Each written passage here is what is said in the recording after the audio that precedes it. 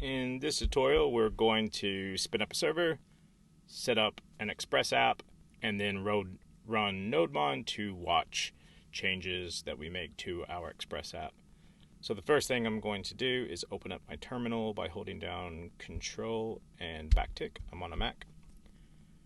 Now I'm going to say npm init, and I'm going to do -y just so that way it says yes to all of the options, and it'll create a package.json file for us. So here we are.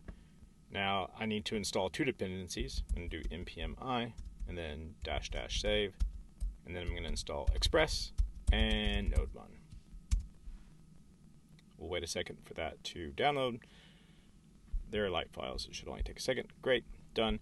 Now I'm going to create a file. I'm going to call mine server.js. You could call yours whatever you wanted. It could be index. It doesn't matter. I'm going to call mine server, just to be explicit. Now I'm going to open up the server.js file. The first thing I need to do is I'm going to initialize a variable, and we're going to call this Express, and then that's going to receive this require, and we're going to require in Express. Okay. Next thing I'm going to do is initialize a new variable called app, and then we're going to set that to, we're going to run this function that we're coming in from this variable here. We're going to run that. And then we're going to set one more variable called port. And then the first thing we're going to do is look to see if there's an environment variable of the name of port. And if there's not, then I'm going to set it to default to 880. You could change this to 3000 if you wanted, or whatever port you want. I'm going to set mine to 880. Next, we need to take our app that we created on line 3, and I'm going to get the get method. And it's going to take two parameters. The first one is going to be whatever route that we want. In this case, I'm going to set it to the index route, and then it's going to take a callback function. I'm going to use a fat arrow function. We could just use an anonymous function if we wanted, but I'm going to create a fat arrow function here. Oops, we need some curly brackets. Now we're going to pass it a request and a response. Again, we could call this whatever. The names are not important. Maybe the spelling is. We're going to have, but the convention is normally to either completely write out request and response or write rec and res.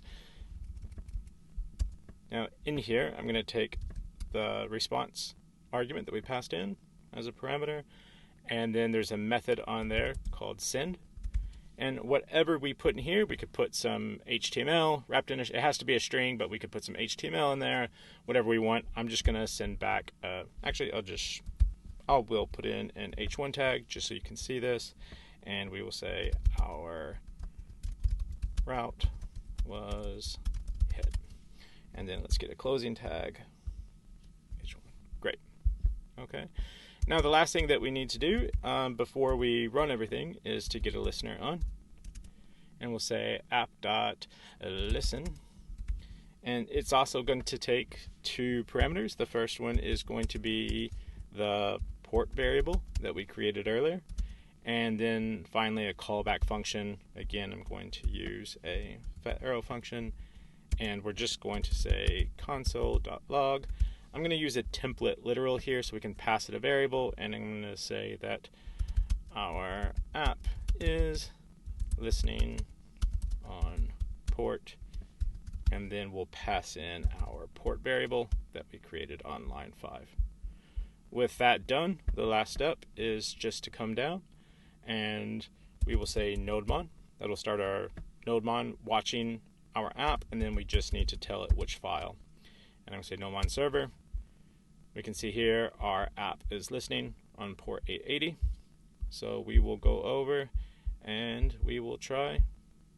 And there it is. And there is, if we inspect, we can see there is our h1 tag that we passed in. And that's it.